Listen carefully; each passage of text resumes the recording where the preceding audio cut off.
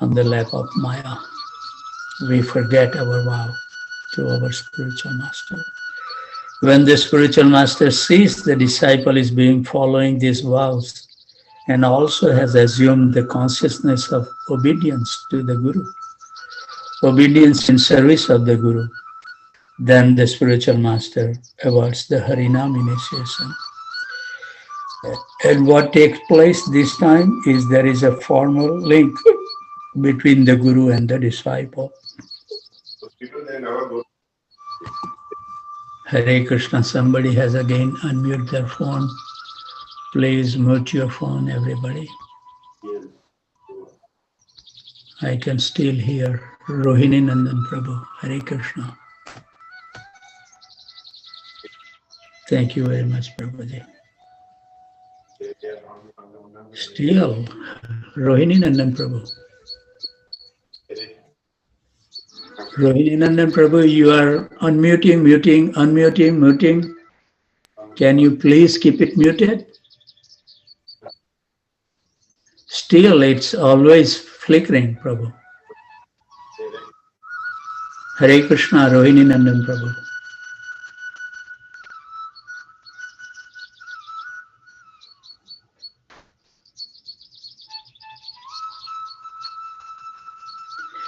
And what takes place this time is there is a formal link between the Guru and the disciple, and the disciple is then eternally connected to the disciplic succession of all previous acharyas and Vaishnavas.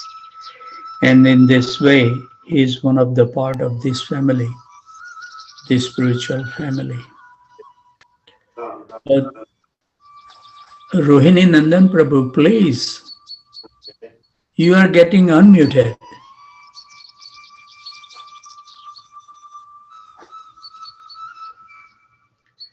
Please be careful, Prabhuji. Other unbona fide known systems, I am reading because this is very good for all the devotees to know. Within the Gaudiya Vaishnava Sampradaya, it is spiritual hereditary link.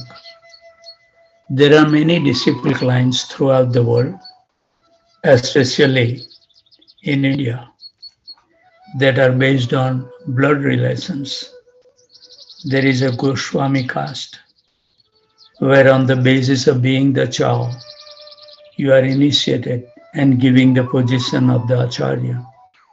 And in a Goswami caste, you can be initiated, but you cannot initiate unless you are the part of the bloodline line.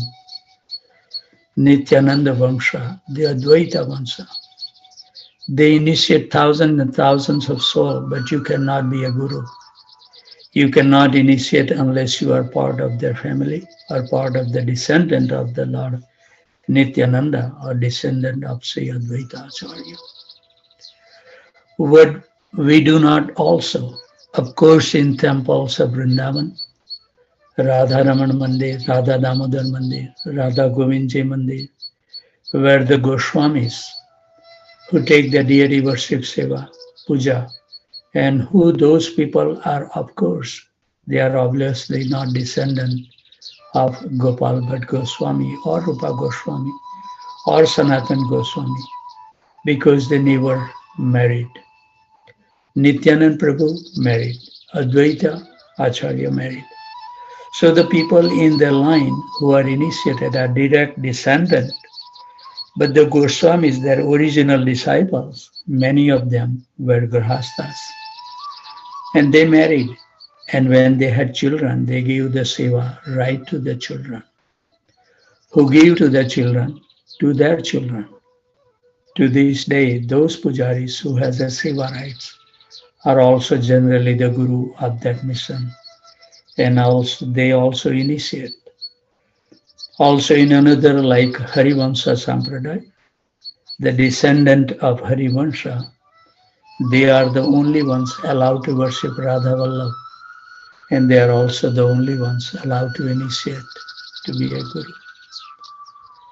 What is the spirit of real bhakti? But in the line that we follow, we do not have such hereditary connection in the lines of blood or family relations, but it is a connection that has continuity on the basis of spirit, the spirit of bhakti, the spirit of grasping the essence.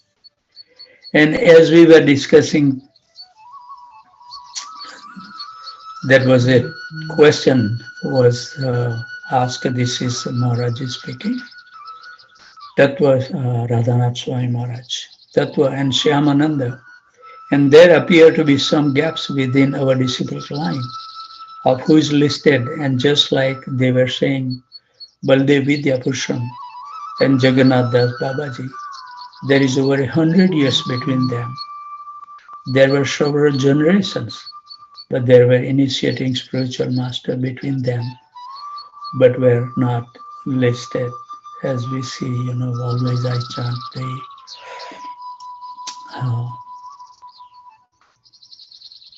Vansivat Bihari Maharaj. So he is not listed, but it was Bhaktivinoda Thakur, spiritual master. So it is like that. Some prominent acharyas has been given the name on our disciplic successor. So not listed so much because of the two reasons. One is that they do not give in so much importance between. They may have been very pure themselves, but those particular gurus did not really contribute so much to the mission of Sri Chaitanya Mahaprabhu. And another thing is this, that we find Baldev Vidyabhasan, who is not even initiated in our direct sampradaya, but he is one of the acharyas. Why? Because he captured the spirit. Although he wasn't initiated by meeting Srila Vishwanath Chakravarti Thakur, he so deeply captured the spirit of Sri Chaitanya Mahaprabhu's teaching. He so much from the core of his heart just grabs the essence of Rupa and Sanatana Goswami. So we consider him as our Acharya. So our disciplic succession is based on the spirit of bhakti and nothing else. We do not consider what family one is born. Haridas Thakur Ravanamacharya was born in a Muslim family. But he captured the spirit of Sri Chaitanya Mahaprabhu's mercy and his teaching, and therefore he is the Namacharya for all of us. We bow down and accept him as one of our great forefathers. So in this line, we are accepting a spiritual master, and the disciples should be aware that the bona fide spiritual master is one who is grasping the essence, the teaching of Sri Chaitanya Mahaprabhu, and he is also presenting that essence. One should have not even the slightest hesitation to accept a Shudra or an untouchable as far as family as a guru, if that person has captured the essence of the teaching. So now we will speak about the Narottam Das Thakur, the appearance day. Life of Narottam Das Thakur. It was his appearance day. We also has the nice narration about Narottam Das, this appearance day also. He lived a very long life. All the 6 Goswamis, they had left this planet. His dearmost friend, Srinivas Acharya, had left the planet. His very, very confidential associate, Ramchandra Kaviraj, he also left the planet. And Narottam Das Thakur wrote that beautiful song, Je Anilo Premadhana. He was just always in lamentation and separation from the Vaishnavas, but simultaneously always experiencing the greatest joy. But he was constantly under attack by the caste Brahmins. Caste consciousness brings envy, because as we see that he was from the Kayastha community, very wealthy landowner, but considered of the Shudra caste. And he had so many thousands of disciples, and many of them were very, very highly qualified Brahmins. One of them, for instance, is Ganga Narayan Chakravarti, the prominent disciple of Narottam Das Thakur. He was a very learned scholar coming from very stalwart Brahmin family. And Ramchandra Kaviraj was also very, very high birth, very highly recognized person. And they were the obedient, humble servants surrendered to Narottam Das Thakur. So when Narottam Das was very, very old, and he saw that it was time for him to wrap up his earthly lila, one day he asked his disciple to take him to the river Ganges. And the Narottam Vilas by Narhari, these stories explain. He went to the Ganga and he told his disciple to build a funeral pyre for him. So they took the wood and they stacked it and made all the arrangements, decorated with very nicely for the funeral pyre of the Guru.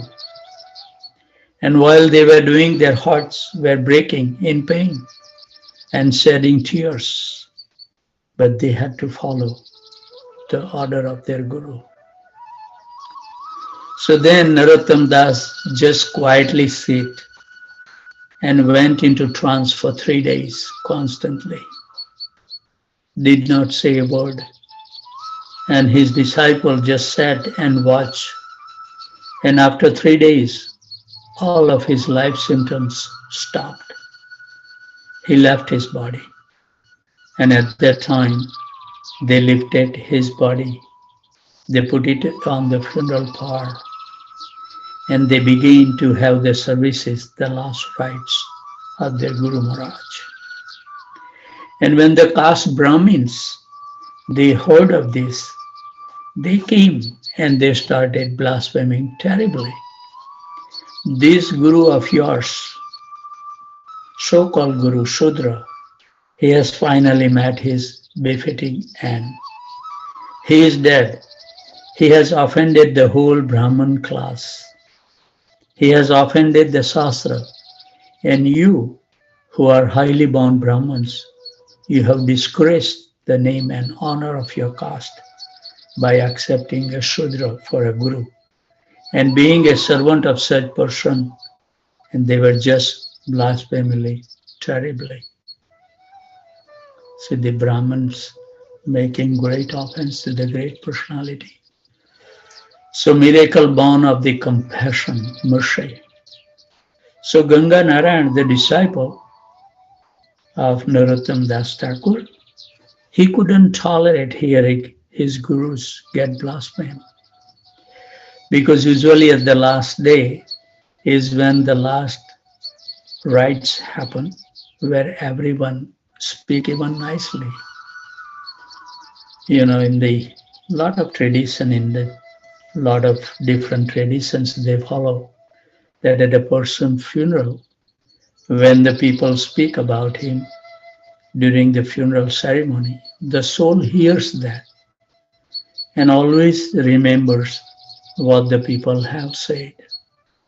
So throughout all the religions, there is always that ceremony where everyone speaks their heartfelt appreciation of a person before his body is buried or burnt. So this was the last words being heard, blasphemy by the local Brahmanas. So Ganga Narayan began to weep. He couldn't tolerate that these people were so offensive and prayed to his Guru Maharaj, Narottam Das Thakur, please do something to change their hearts. This is terrible. So right at the time when the disciple was weeping, Narottam Das, he sat up from the fire and his eyes opened. These personalities are amazing. When he did this, by the grace of Sri Chaitanya Mahaprabhu, his body became so effulgent that light just started going in all directions around. He was brilliant, and also a beautiful golden Brahman thread appeared on his body. And when the Brahmins saw this, they all understood that this person is certainly divinely empowered by God. And the Brahmin themselves came and worshipped his feet. The similar incident also happened when Dhyanachandra Goswami, the disciple of Gopal Guru Goswami, who installed the Radhakanta deity at the Gambhira, where Chaitanya Mahaprabhu passed his last 24 years in a small room. So same thing happened that temple was under the management of the government, and somehow or other Gopal Guru Goswami, he made some arrangements so they allow him to worship. And then when Gopal Guru Goswami wants to leave this world, he wants to give the in charge to his disciple Dhyanachandra Goswami. So what happened? Same thing happened. The Gopal Guru Goswami left this world, and he was also on the fire power. And the government made the raid to the temple, Radhakan temple, and they took it over from the Dhyanachandra Goswami. So Dhyanachandra Goswami, he just received the instruction right from his Guru Maharaj that as long as you are here, you have to worship this Radhakan deities. And just his Guru Maharaj just passed away, the government strike, and they take it over the control. So Dhyanachandra Goswami also did the same thing like this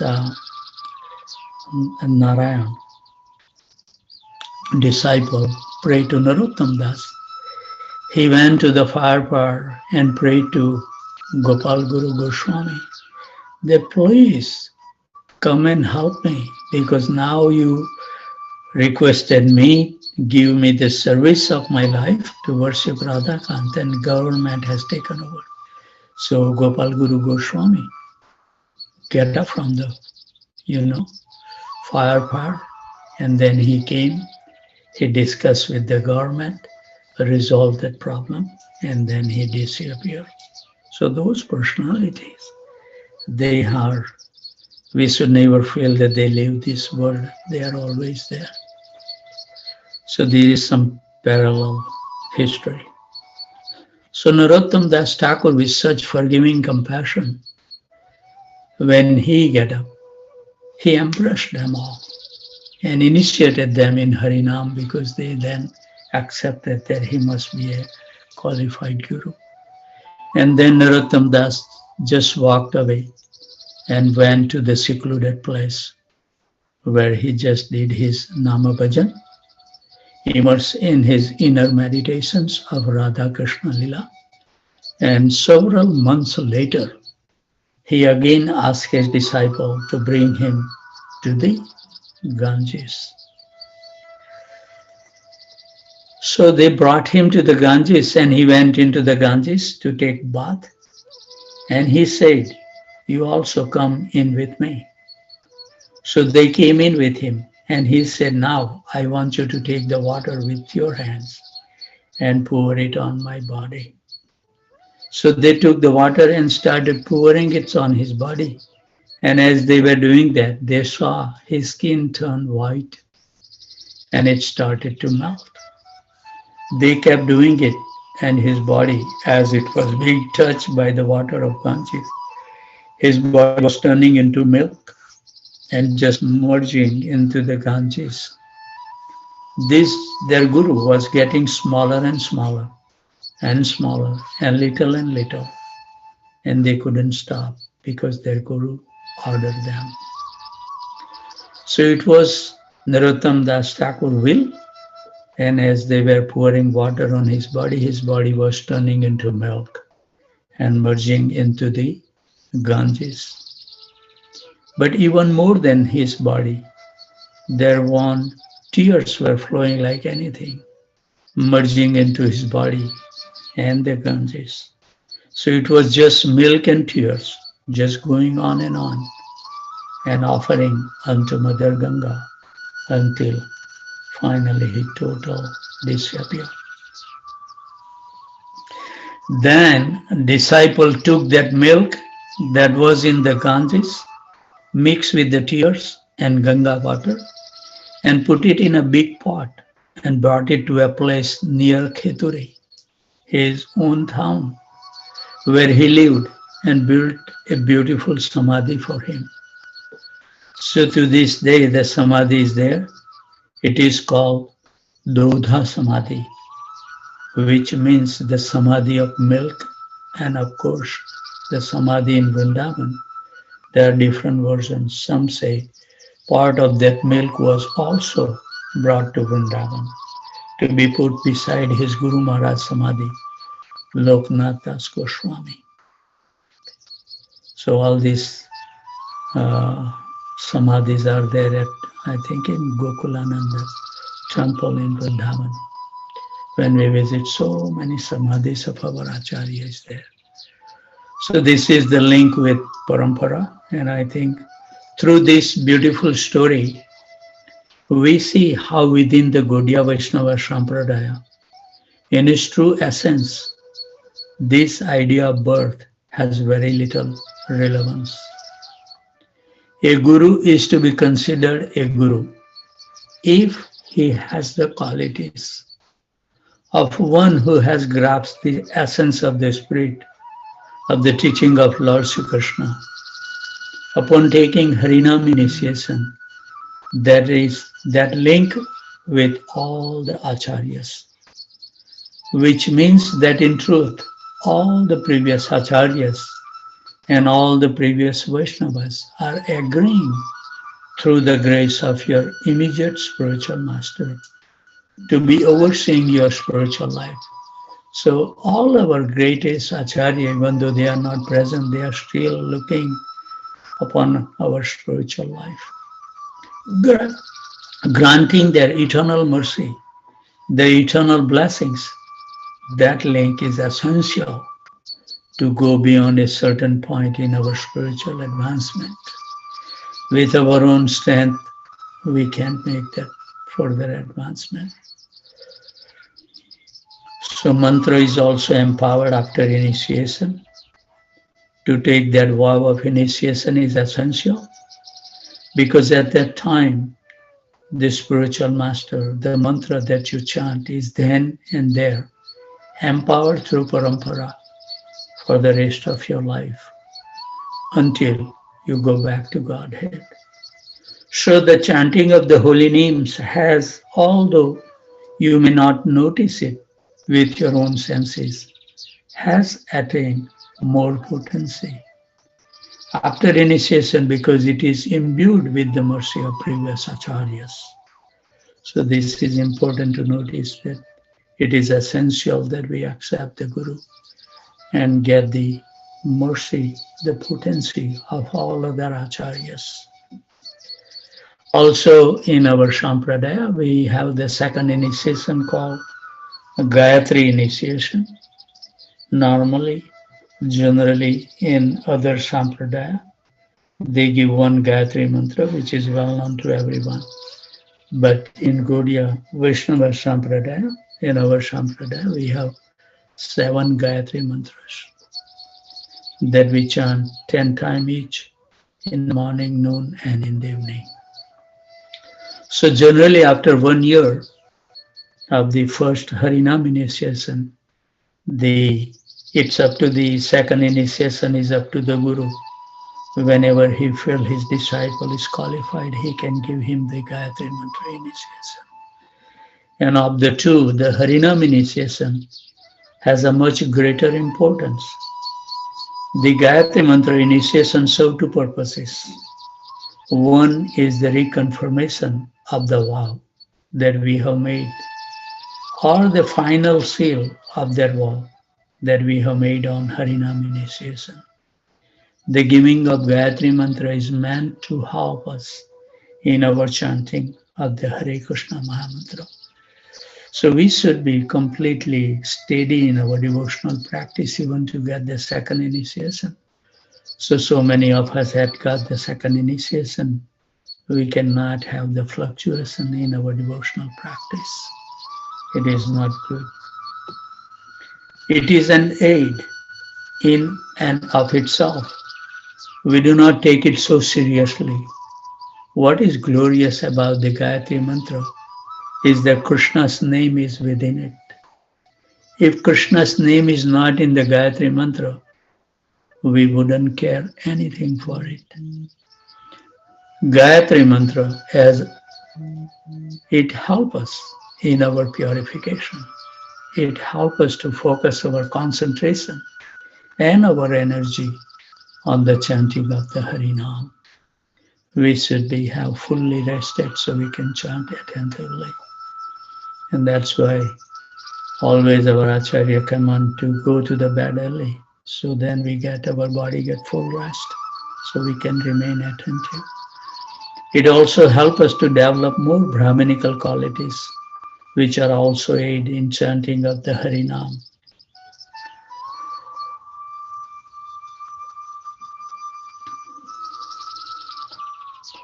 So we see that the Gayatri Mantra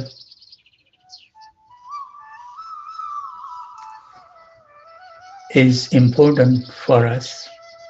Our heart, soul, and life and full faith is in the Hare Krishna Mahamantra.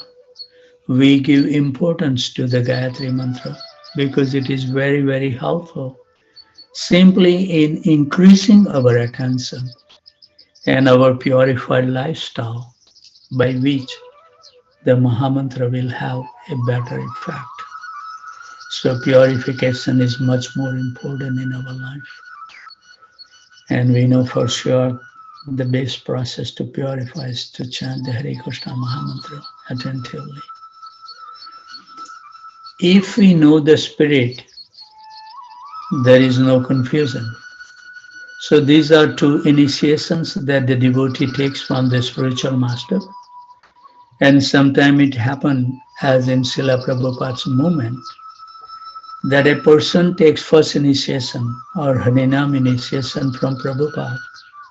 And when Prabhupada left the planet, they took second initiation or Gayatri initiation from one of his godbrothers or his disciples. One of the two, who is of more importance in regard to the initiation? Harinam initiation's guru is always of more importance, but they both are of great importance. They should both be given great respect. Factually, that person has two gurus, but with the understanding of the essence of what a guru is, the spirit of what a guru is, he understands that a guru is one, and when one guru has left, he simply leaves him under the care of another. In this way, there should be no misunderstanding.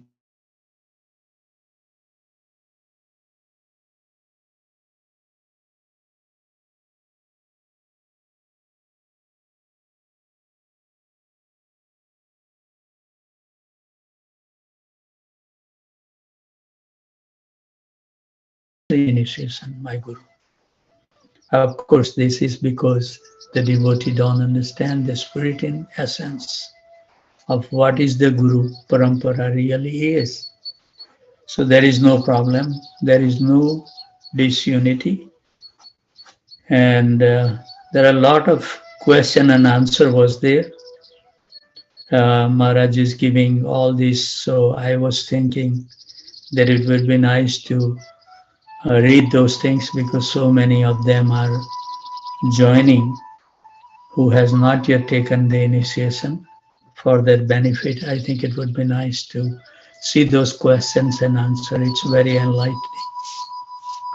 So devotee is asking, so the Harinam Guru is Diksha Guru? Maharaj said, yes. They are both Diksha. Diksha means initiation, is it not?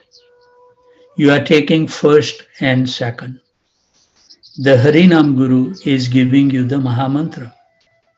The Hare Krishna Mahamantra is what is going to take you back to Goloka Vrindavan. So therefore, yes, that is the most important Diksha. So devotee asks, but the Shastra says that you can have only one Diksha Guru and many Siksha Gurus. They refer to the fact that two people cannot give you the Mahamantra or Harinam Diksha. So Maharaj cleared that point that yes, you cannot have any change in Gurus. It's very offensive, the one who gives the Diksha Guru. You can have many Siksha Gurus. Then why should a bona fide Guru accept to be a Siksha Guru for a disciple who has already taken the Harinam Diksha? Maharaj is responding.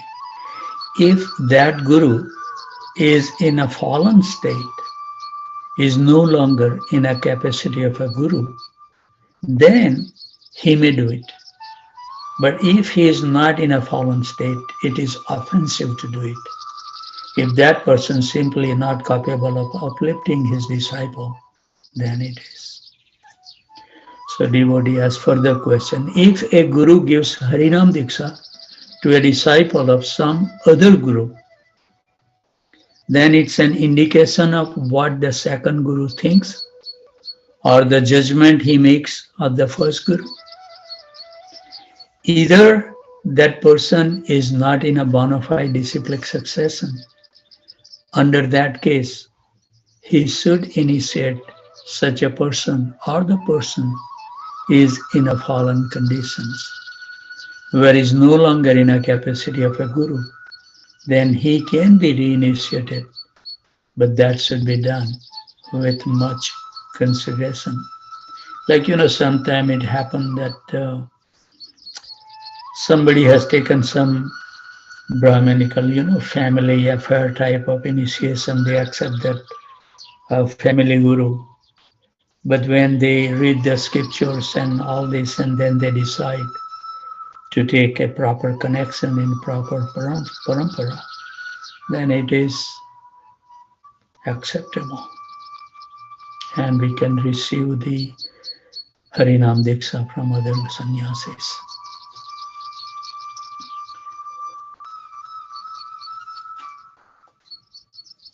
Also that all the sannyasi must be given samadhi. So this is also very nice to know. Maharaj says it's not true. They are not necessarily. Sometimes they are, many of them. Many of the 6 Goswamis have been cremated. If you see Krishnadas Kaviraj Goswami, because of the time, the Muslims were digging up the graves of the samadhis, just as they were destroying the deities and defiling the bodies. So Raghunath Bhatt Goswami, Raghunath Das Goswami, Krishna Das Kaviraj Goswami, all of these people, they were cremated and their ashes were put in the samadhis so that the Muslim could not defile them. Generally, one sannyasi was telling me that if a sannyasi leaves his body, if that some sannyasi has some land, then they make a samadhi for him. But if he has no land, what are they going to do with his body? They burn his body and put his ashes in the river. But so many of our ISKCON sannyasis and gurus, they have been assigned some land, even in the Mayapur Dham. We have so many like Tamal Krishna Maharaj, Gaur Govinda Swami Maharaj, Bhakti Char Swami Maharaj, Bhakti Tirth Maharaj, so many Maharaj, Samadhi is right there next to Prabhupada Samadhi in Mayabhavan. But this is something nice to dwell, if somebody asks. And if you have not known, then we will keep on saying no, that everybody in our Sampradaya has taken a body is buried into the Samadhi, but that was not the case. So it's nice to know. So the devotee is asking, even they put the body in the river, if there is a piece of land,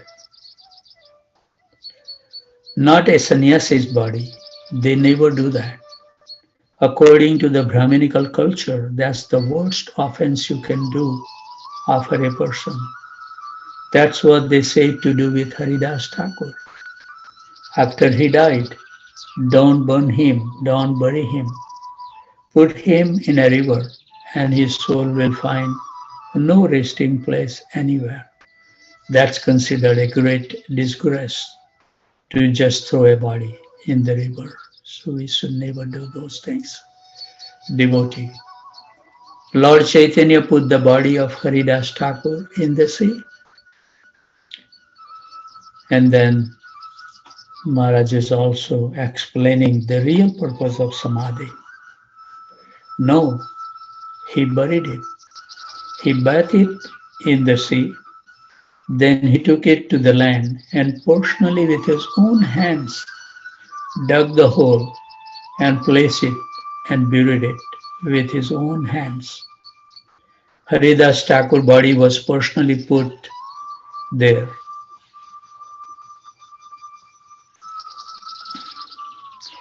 But we are talking about the first time he died before he rose from the dead, when the executioners were beating him in 22 marketplaces. They couldn't kill him. So he saw that they were troubled by his not dying. So he died. Then the caste Brahmin and the mullahs who hated him, they were wondering what to do. He is a Muslim. He should be buried. The Hindus were saying he is a Hindu. He should be burnt. But as far as we are concerned, he is not worthy of being a Hindu. He shouldn't be burned. The Muslims were saying he is not worthy of being a Muslim. He shouldn't be buried. So we should punish him by throwing him in the water. Because according to the smartha principles of the Brahmins and the mullahs, if the body is not rested either through the ashes or through the ground, then the soul finds no resting place anywhere. So they threw him in the water as a punishment. Of course, he came back to the life, rose from the dead, and started preaching again. So this is another example. So we have Gopal Guru Goswami, we have example of Narottam Das Thakur and Namacharya Srila Haridas Thakur, that even after leaving the body, they came back to do the preaching work. Generally, a Paramhans is put in a Samadhi. For what purpose? In spirit. The real reason is so that the people can get inspired from that person and visit that Samadhi from all the time to come, and also to honor that particular body, because it is a holy spiritual body. But it is not that they cannot be burnt. Oftentimes, it's just the matter of what is practical according to the time and circumstances. Generally, a sannyasi is never burnt. But if he has no land and has no one wants to give him land, he is supposed to be burnt. So that's the criteria they use. For pure devotees, body is immaterial. What about the people that throw the body in the Ganga water? And Maharaj is asking who does that. We should never throw the body in the water. So the devotee said, most of the people, they do. One who follow this tradition, they throw the body in the river. Ashes and body is not proper. in Rishikesh, in some other sampradaya where spiritual master, even in their samadhi, they are immersed in Gangas? Maharaj is giving answer. There are different interpretations. This is a ritualistic idea. We are really not so concerned what you do with the body. The body is dead. It is not a very important thing. According to some Smarta Brahmanas, that's what they said about Haridas Thakur. We consider that bogus too. We consider it totally bogus. That if Haridas or anybody's body is thrown in the river, the soul finds no resting place. That is all just Smartha tradition. The real thing is that what a person has done to his life, and different traditions had different ways. The Parsis feed the bodies to the birds, they hang the body on the top of a well or something that not used for regular purpose. So even their saints also about the Parsi, I think the devotee is asking. So Maharaj is responding, the idea of putting the body of a saint in a special place is so that people can come to worship that person. What you do with the body is not in any way going to influence the destination of the soul. If that person is a pure devotee, you could feed his body to lions. You can give his body to a Rakshasas. Don't make any difference. That person's soul is going back to Godhead. And if he is Paramhamsa, whatever you do, there are different traditions. Within our traditions, we either burn or we bury. There are other religions with other tradition, and it has their own detail. So devotee is asking, if a person is already initiated in one sampradaya, then he is inspired by somebody and maybe he wants to get initiated, then is it a reconfirmation of that?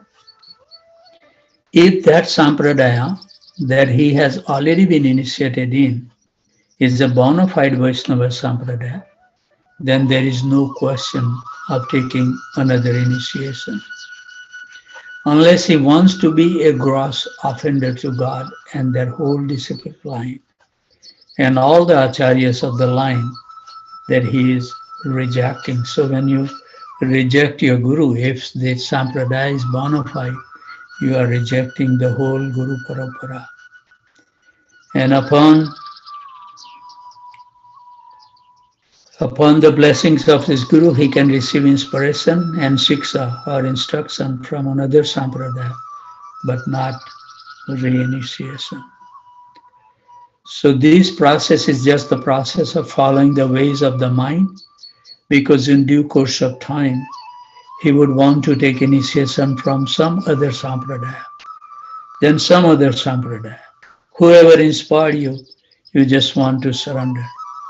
The mind will always find somebody who inspired you a little more, a little more, a little more. Why? Then you don't have to surrender to anybody. If you want to make spiritual advancement, you have to have a guru. He's a bona fide guru, and he is repeating the words of Krishna. And whoever inspired you, your loyalty, your allegiance, your surrender must be the one.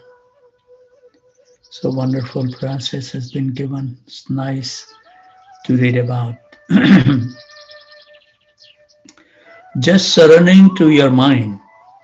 All right, I have taken initiation, but I just heard this person. He's inspiring me more than my guru. I will surrender to him. I guarantee 100% within a few years, somebody is going to inspire you more than him. Then after a few years, after you become a little familiar with him, somebody is going to inspire you with something different. It will be a higher ras than what you have now. So in this way, throughout your life, you will never surrender to anybody. The scriptures, the acharyas, they condemn this idea to get inspiration in Siksha. It can be anyone who can give us that spirit of Krishna, and we will accept it. But our surrender and obediences must be to the one or those who are in harmony with that one. That's why one time Tamal Krishna Maharaj make a very wonderful point. He just taught me that the Siksha Guru is the one who increase the faith in your Diksha Guru. But if your Siksha Guru is not helping you to increase the faith in his Diksha Guru, then that's not a bona fide Siksha Guru. Very important instruction he told me over and over. Guru is external manifestation of Super Soul. So devotee is asking, I have a discussion with one of the persons while preaching.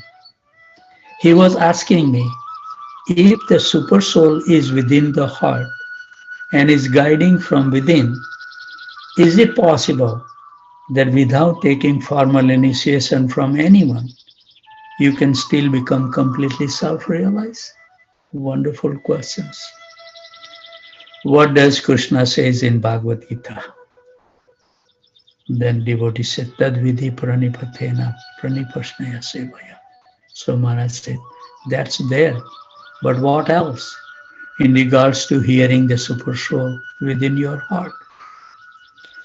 Then Maharaj quote, Tesam satata yuktanam bhajatam pritipurvakam dadami buddhi yogantam yena mam upayanti te. For those who are constantly devoted and worship me with love, I give them direction from within. Are you in that level? Maharaj is asking. Is this person that you are talking to on the level of being constantly devoted and worshiping Krishna with love? And if you are not on that level, you have no connection directly with the Super Soul within your heart. You have to accept the external manifestation of the Super Soul, the spiritual master.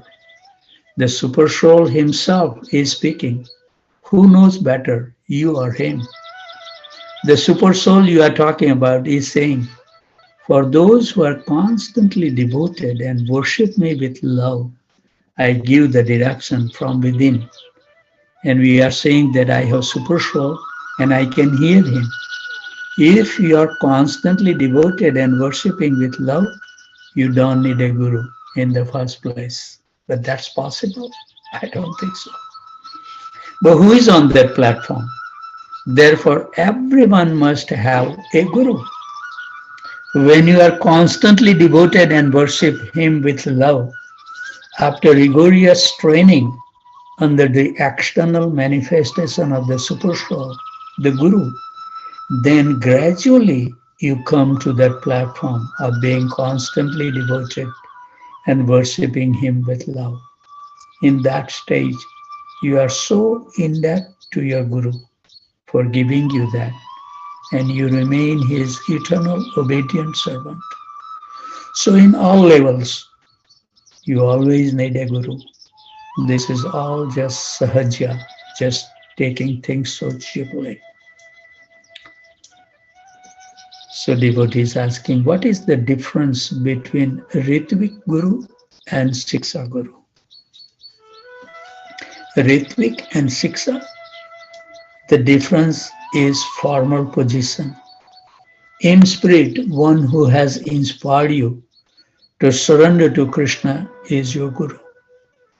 The Siksha Guru is one who is giving you instructions, who is guiding you, inspiring you. The Ritvik Guru has a very formal place beside being a Siksha Guru. That is, he is giving that formal initiation on behalf of the Supreme Guru of your life. Therefore, there is a formal connections with him, just as there is with your Diksha Guru.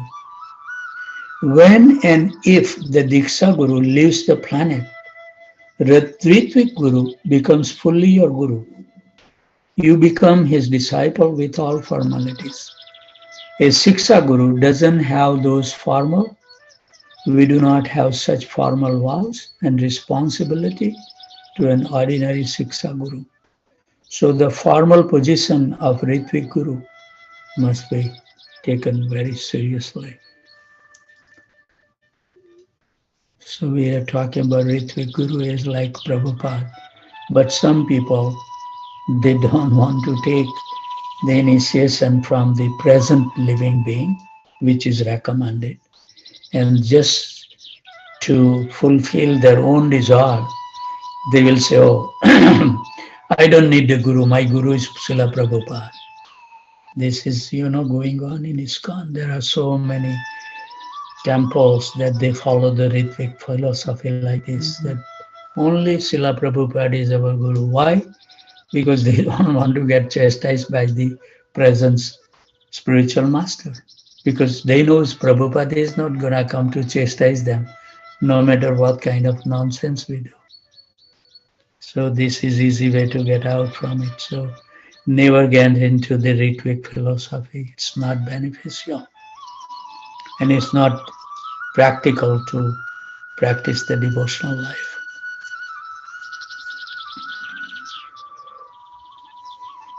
Srila Prabhupada in Chaitanya Charitamrita, even in the pages of Chaitanya Charitamrita, it explains that the Gayatri Mantra can bring you to liberation. It's in Adi Lila, and we can find it later. And the Hare Krishna Mahamantra can bring you Goloka Vrindavan, to the pure love of God, the lotus feet of Krishna. So Prabhupada very much stressed that Harinam is, he gives the name. You take the vows of Harinam.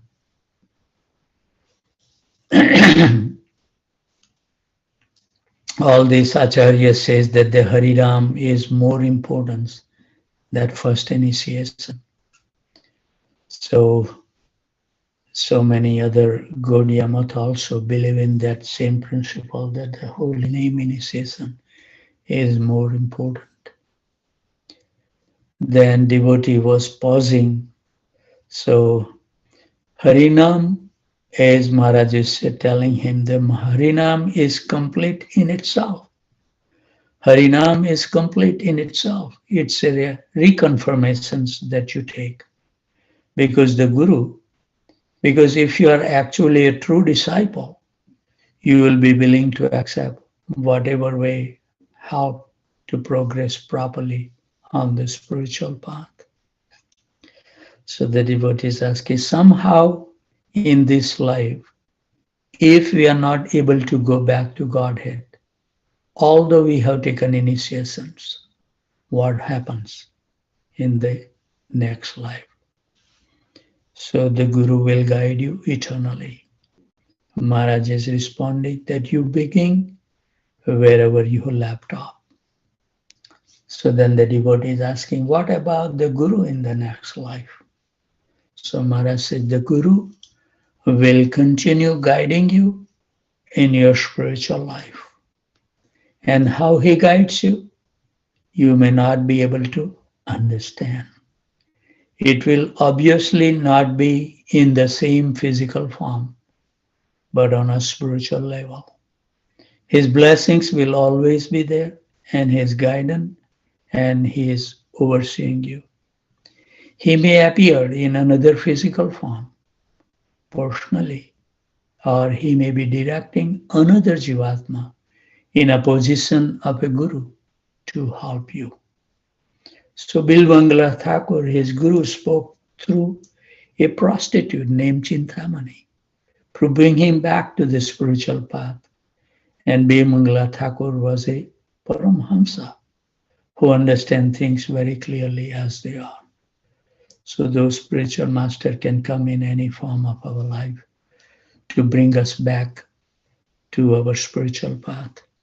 So the once we surrender to the Guru, Guru always take care.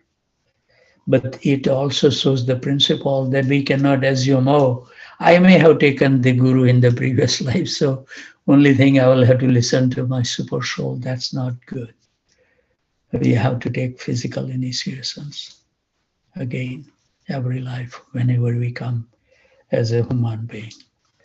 And that Krishna make those arrangements. It's very difficult to understand, but that spiritual master will be in the essence the same when we surrender the first time. Krishna can do amazing thing which we cannot even conceive with our little tiny material brain. So somehow or other we need to have the faith in the words of our disciplic succession, even though we can't comprehend or we cannot even agree sometimes. So we need to accept it, because later on, if you accept those things, later on you will realize that that was the perfect answer. So this is, I think, was something very nice that we discussed, because so many I see the new devotees join, and to help them, guide them is a very good way of educating by this conversation, so they can make a proper choice. They knows everything, little bit more information. Um, yeah. So this is the mercy of Narottam Das Thakur. He is a great acharya. He has done a wonderful thing. He went to from the small Yadunandan Acharya. From the childhood pastime, Yadunandan Acharya was reading about the Krishna's pastime, and Narottam Das became so attracted just by hearing the pastime of Krishna, and he was ready to give his life from very tender age. So we can see that great personality, just by hearing one time, they again reconnect so nicely. Then nothing came on their way. He went to Vrindavan, take the guidance from the Jiva Goswami actually. Narottam Das Thakur, the history says that his Guru Maharaj, Loknath Goswami Maharaj, has only one disciple, that Narottam Das Thakur. Loknath Das Goswami was not accepting any more disciple, even to Narottam Das Thakur. But Narottam Das Thakur was so much determined that he wants to take the initiation from Loknath Goswami Maharaj. So when the Loknath Goswami Maharaj, the Acharya used to live in the forest of Vrindavan. So they have the natural way of passing the nature's call. And Loknath Goswami Maharaj, wherever he goes, Narottam Das Thakur will hide from the place, so his Guru Maharaj cannot notice his presence, but he will know the space. And then after Guru Maharaj finishes his nature's call, when he come to his wherever underneath the tree that those Goswamis were living, he will go and clean it out, those places. And then Loknath Maharaj was surprised, who is cleaning this thing? And then came to know that that was the Narottam Das Thakur, who was rendering manual service. So really, to get what it shows, to get the mercy of the Guru, we have to be ready to render any manual service that the Guru allows us to do. It's not that we should just do the pujari work or something fancy. We should be ready to do anything, whatever is required to give pleasure to our Guru and Krishna. This is the principle we learn from Narottam Das Thakur.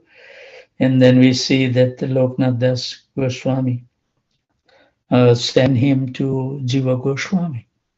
And this is the traditions that a lot of the time, our Guru, while they are living, they will make us attached to other persons. So in case if they are not there, then we know whom to approach in their absence. We have seen like that. They have a cordial relationship with the other person.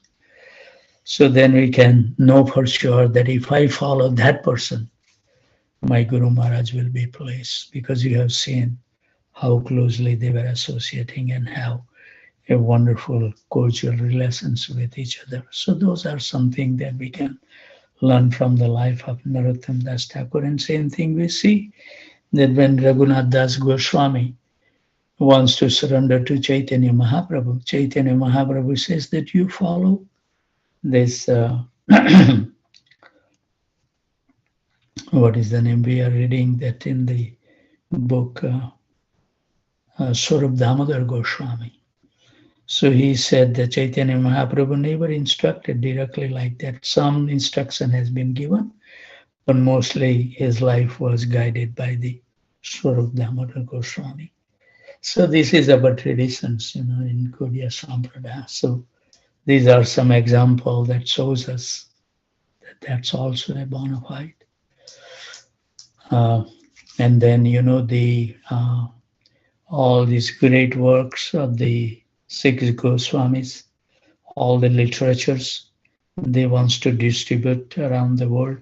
So Srinivas Acharya and the Narottam Das Thakur, and another one was what his last name, Pandit.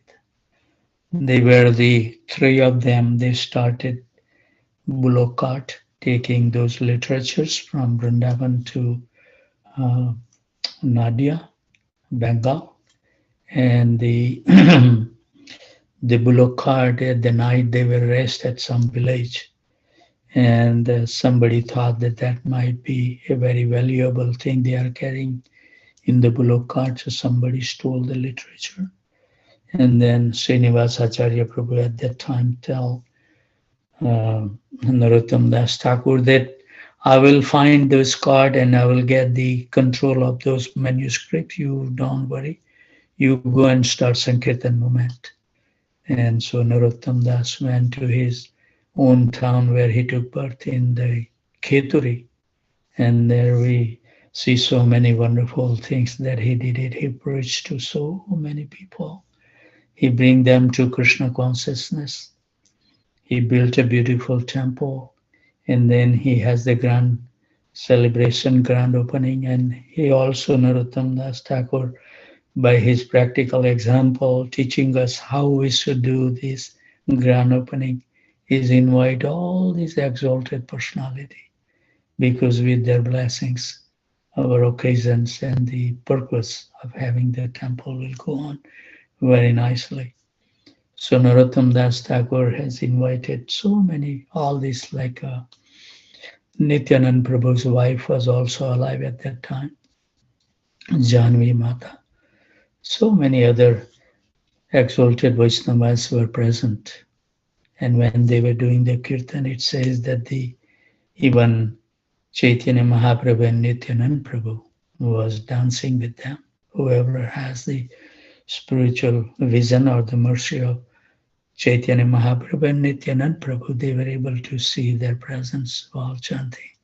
So this spiritual journey is so wonderful as we make our steadfastness in our practice.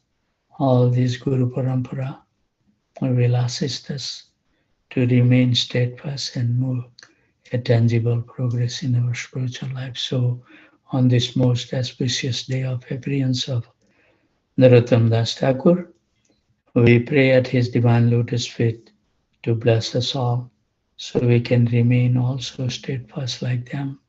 No matter what kind of difficulty come in their life, they never change that path of devotion. That track is remain intact no matter what externally happen. And I think from those personality when we read, and I think it's elaborately, we have also read the complete life of Narottam Das Thakur in earlier days. We have read all these acharyas' detailed lifetime.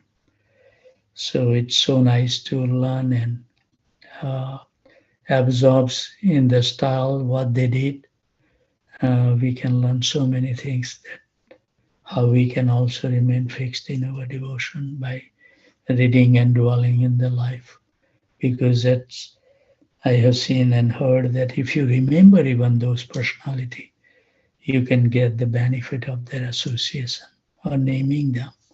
So what to speak of knowing their lifestyle and how they live their life. It's very, very good for the devotees to know. So I think it's already 7:10. I already forgot about this 6:55, the devotees who has to leave. So thank you very much again, all the devotees who is taking so much austerity to join every day from different cities and different part of the world. I would like to offer my humble obeisances. So join from Connecticut, New Hampshire, Aurora, Illinois, New York, New Jersey, Virginia, Boston, Boise, Atlanta, Tampa, Phoenix, Austin, College Station, San Jose, Portland, Dallas, Detroit, Chicago, Naperville, Philadelphia, Charlotte, Baltimore, Baton Rouge, Alachua, Orlando, Jacksonville, Ohio, St. Louis, Loganville, Georgia, San Diego, Calcutta, New Delhi, Toronto, Alaska, Maine, and New Orleans and Ottawa. Vanchukalpatarubhasya kripa sindhubhaya च पतितनां पावनेभ्यो वैष्णवेभ्यो नमो नमः. So let's chant for the rest another hour or so. Half an hour we have left, I think. No, 46 minutes is still there. So we should chant. And I promise you today I will be trying to be as attentive as I was before. And just pray for me that I can remain attentive. With your blessings, it will become possible. So let's give our mind and heart for 46 minutes more to the holy name. This is our life. As we chant the holy name, everything becomes auspicious in our life. There is no obstacle remains in our life. You can peacefully live and execute your devotional practice so wonderfully. So let's pray to the holy name. Hare Krishna, Krishna Krishna, Hare Hare, Hare Ram,